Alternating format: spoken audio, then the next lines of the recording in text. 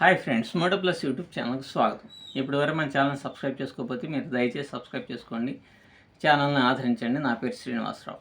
ఈ విషయంలోనికి వెళ్తే ఈ మధ్య నేను ఒక స్ట్రాటజీ అనేటువంటిది చెప్పాను. అయితే ఒక కామెడీ క్యాప్షన్ కోసం అది 100 కోట్ల స్ట్రాటజీ అని పెట్టడం జరిగింది. ఎందుకు పెట్టానో కూడా మీకు వీడియోలో చెప్పడం జరిగిందనమాట.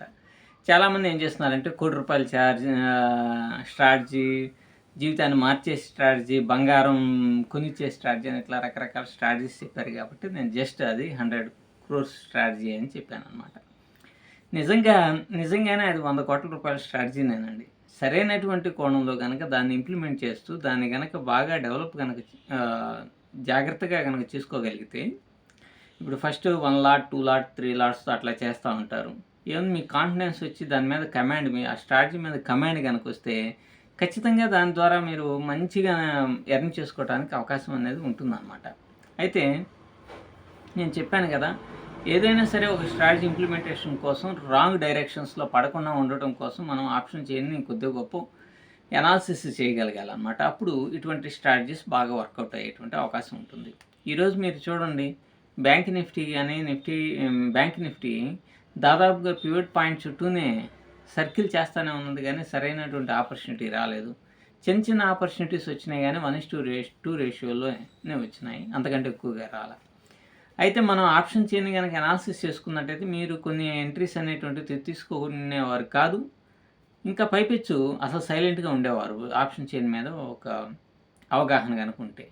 అంటే ఓఐ చేంజ్ అనేటువంటిది ఒక రకంగా పిఈ సైడ్, సిఈ సైడు ఈక్వలెంట్గా ఉండబట్టి ఈరోజు మార్కెట్ అనేటువంటిది పివోట్ పాయింట్ దగ్గరే పనిచేసింది. అండ్ సహజంగా ఏంటంటే పివోట్ పాయింట్ సెంటర్లో ఉండేటువంటి సపోర్ట్ అండ్ రెసిస్టెన్స్ కాకుండా పివోట్ పాయింట్ ఉంటుంది కదా, అది ఎప్పుడు కూడా స్టాక్ ప్రైస్ని అట్రాక్ట్ చేస్తూ ఉంటుంది అనమాట. అంటే పైకి వెళ్ళేదాన్ని తన వైపుకి తెచ్చుకోవడానికి ప్రయత్నం చేస్తూ ఉంటుంది. ఫర్ ఎగ్జాంపుల్గా పైన ఓపెన్ అనుకోండి, నేను చెప్పాను కదా వీడియోలో, అట్లానే ఇట్లా లాక్కుంటుంది. ఇది ఈడ లాక్కున్న తర్వాత మనం డైరెక్షన్ తీసుకుంటే చాలా బెటర్ ఉంటుందన్నమాట. సో అందుకనే నిజంగానే అది చాలా వండర్ఫుల్ స్ట్రాటజీ. ఇంకా చెప్పాలంటే చాలామంది దాని మీద పివట్ పాయింట్ మీద స్ట్రాటజీ అనేటువంటిది కోకొల్లలు ఉన్నాయి. కానీ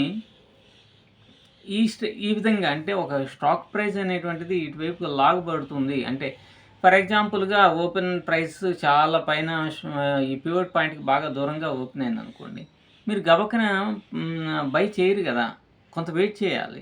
మీరు చాలాసార్లు చూడండి, గ్యాప్ అప్ అయినా అక్కడి నుంచి ఓపెన్ ప్రైస్ దగ్గరికి వచ్చేసి మళ్ళీ వెళ్ళిపోతుంది. అక్కడ ఓపెన్ ప్రైస్ దగ్గరికి వస్తుందని అంటే దాని అర్థం ఏంటి, అక్కడ పివోట్ ఉందంటే లెక్క. ఆ పివోట్ ఈ ప్రైస్ మొత్తాన్ని, అంటే గ్యాప్ అప్ అయిన ప్రైస్ మొత్తాన్ని యావరేజ్ చేయడానికి కోసం తన వైపు లాక్కుంటుంది ప్రైస్ని. అందుకని అట్లా వస్తుంది అనేది నేను ఇది చాలా కాలం అబ్జర్వ్ చేసి పివట్ పాయింట్స్ మీద నేను చాలా ఈ స్ట్రాటజీస్ అనేటువంటిది చూశాను. కానీ ఏంటంటే నేను చాలాసార్లు అబ్జర్వ్ చేస్తే నాకు ఇది ఒక ఐడియా అనేటువంటిది వచ్చిందనమాట. ఓహో, ప్రైస్ అనేటువంటిది ఫర్ ఎగ్జాంపుల్ పివట్ పాయింట్ పైన ఓపెన్ అయింది అనుకోండి, దాని అబౌవ్ కొనుక్కొని వెళ్ళిపోతుంటారు.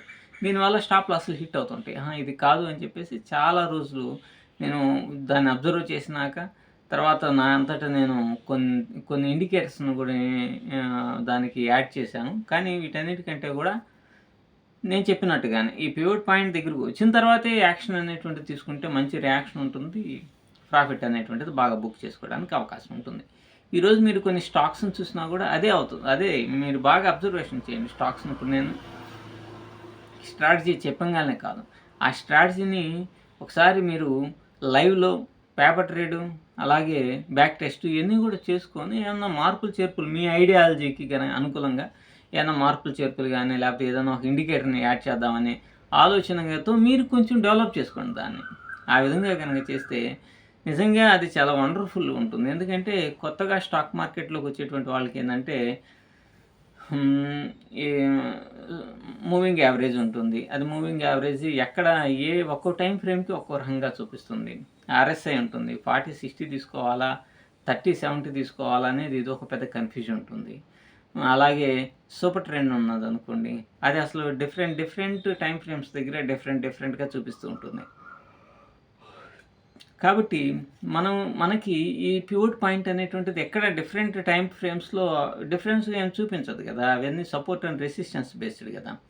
అలాగే ఇది ఈ పివట్ పాయింట్ వచ్చినాక సిపిఆర్కి వెళ్ళారనుకోండి, సిపిఆర్ ఇండికేటర్కి కనుక వెళ్తే ఇంకొంచెం మీరు బాగా దాని మీద ఎక్సర్సైజెస్ చేసుకుంటే మీరు సక్సెస్ అనేటువంటిది ఉంటుందన్నమాట.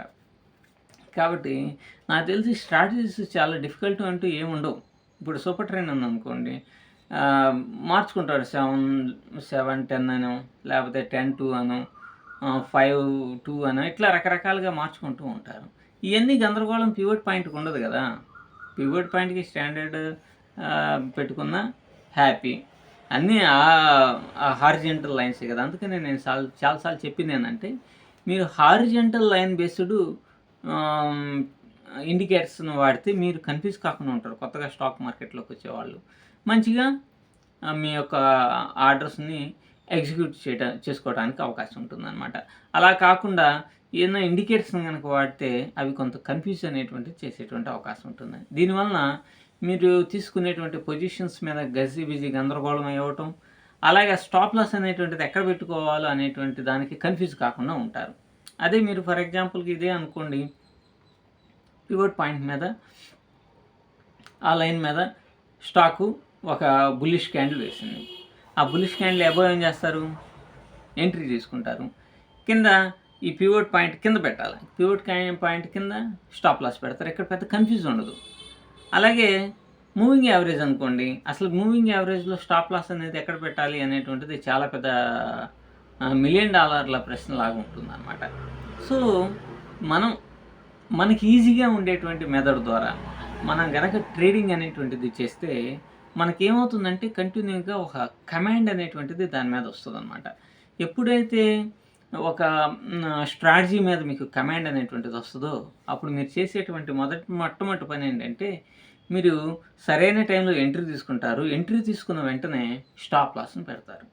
Stop loss is a big criteria to you to success in stock market. Stop loss పెట్టడం మీకు అలవాటైంది అనుకోండి. ఇప్పుడు చూడండి, మీరు ఆ ఈక్విటీలో ట్రేడ్స్ తీసుకున్న, ఆప్షన్స్లో ట్రేడ్ తీసుకున్న స్టాప్ లాస్లు అనేవి పెట్టరు. కానీ దీంట్లో కనుక ప్రాక్టీస్ చేస్తూ ఉంటే స్టాప్ లాస్లు పెట్టడం కనుక అలవాటైతే స్టాప్ లాస్లు అనేటువంటివి కంటిన్యూగా పెట్టుకుంటూ పోతారు. మీరు ఉండేటువంటి రిస్క్ అండ్ రివార్డ్ రేషియో పర్ఫెక్ట్గా ఉంటుంది. ఈరోజు ఫెయిల్ అయినా, రేపు ఫెయిల్ అయినా, ఎల్లుండైనా సరే సక్సెస్ అయ్యేటువంటి అవకాశం ఉంటుంది. కాబట్టి మనం లాజికల్గా ఆలోచించి, లాజికల్గా ఏ స్ట్రాటజీనైనా సరే, ఇప్పుడు నేను పివట్ పాయింట్స్ స్ట్రాటజీ అని చెప్పాను, అది ఎక్కడైనా సరే దొరుకుద్ది కదా సహజంగా. కాకపోతే ఈ పివట్ పాయింట్ దగ్గరికి వచ్చినాకే యాక్షన్ తీసుకోండి అని నేను చెప్పాను. వేరే వాటి ద్వారా చెప్పి ఉండకపోవచ్చు, లేకపోతే కొంతమంది చెప్పి ఉండొచ్చు. ఇది ఆల్మోస్ట్ ఆల్ ఉన్నటువంటి స్ట్రాటజీనే. దానికి ఏంటి, నేను చిన్న చిన్న మార్పులు అనేటువంటివి చేసుకున్నాను. సో మీరైనా సరే, మీకు ఏదైనా సరే ఒక స్ట్రాటజీ కనుక తెలిస్తే దానికి చిన్న చిన్న మార్పులను చేసుకోవడం ద్వారా మీ స్టాక్ మార్కెట్ జర్నీ అనేటువంటిది బాగా సాగడానికి అవకాశం ఉంటుంది. Okay, thank you.